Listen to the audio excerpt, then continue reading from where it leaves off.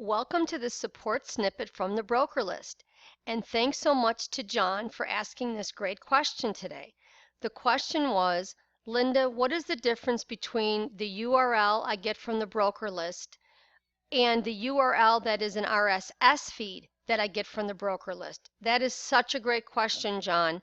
A regular URL does not have the RSS or the feed on the end of the URL line.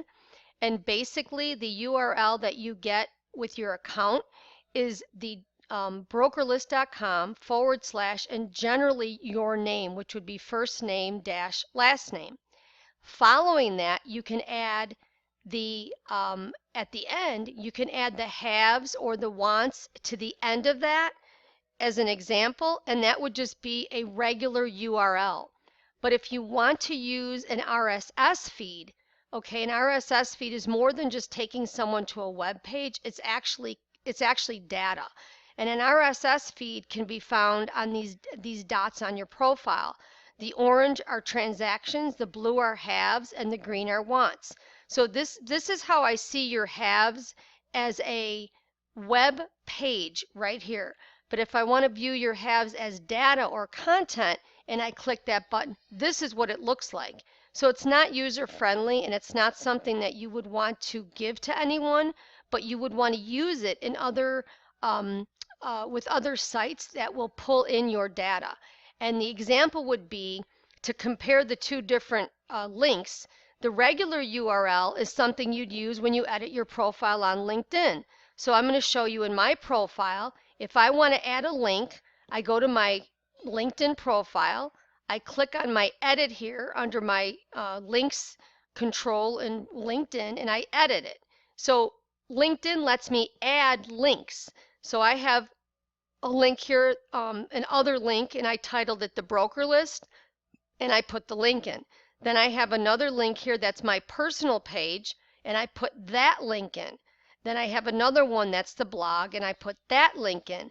But none of these are RSS feeds. We haven't gotten to that yet. So this is just regular links. So when someone goes to view my profile, okay, and they look at my links and they go to my contact page and they look at my links, they're going to see the broker list, they're going to see my name, and they're going to see the blog.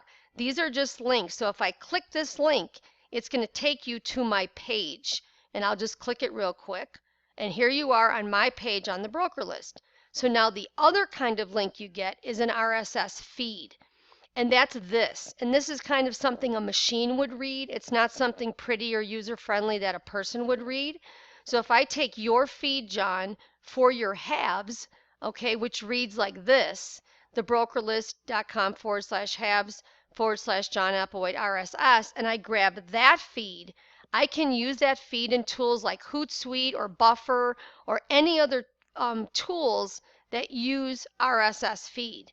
Now, if I have Hootsuite, I would go to my publisher menu.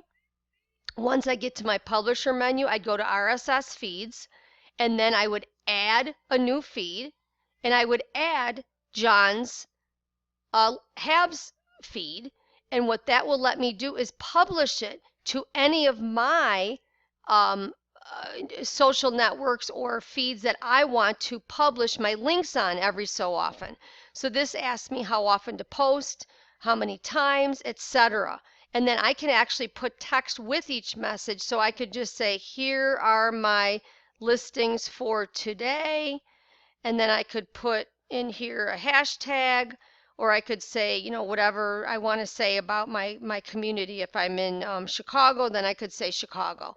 And then I can use any kind of shortener I want, or I can leave it the default, and I would say save feed. That's what an RSS feed can do. Same with Buffer. I can go to Buffer.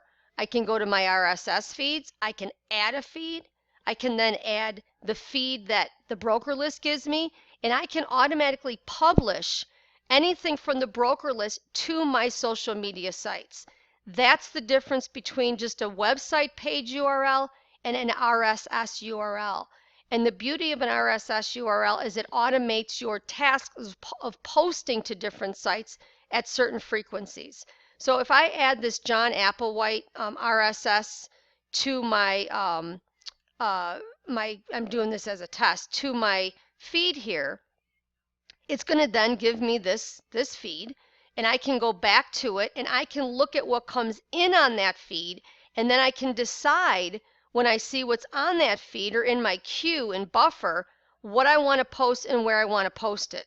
So the bottom line is it gives you the option to bring content in to these various social media tools and post them however you want to post them.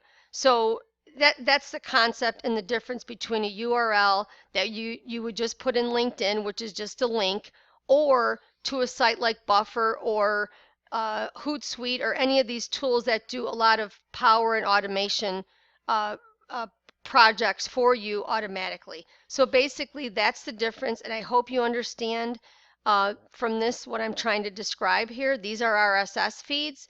They're feeds that you can use to share content with other sites versus just regular links that just give you a page, and all it delivers you is a page that is something anyone could look at from anywhere.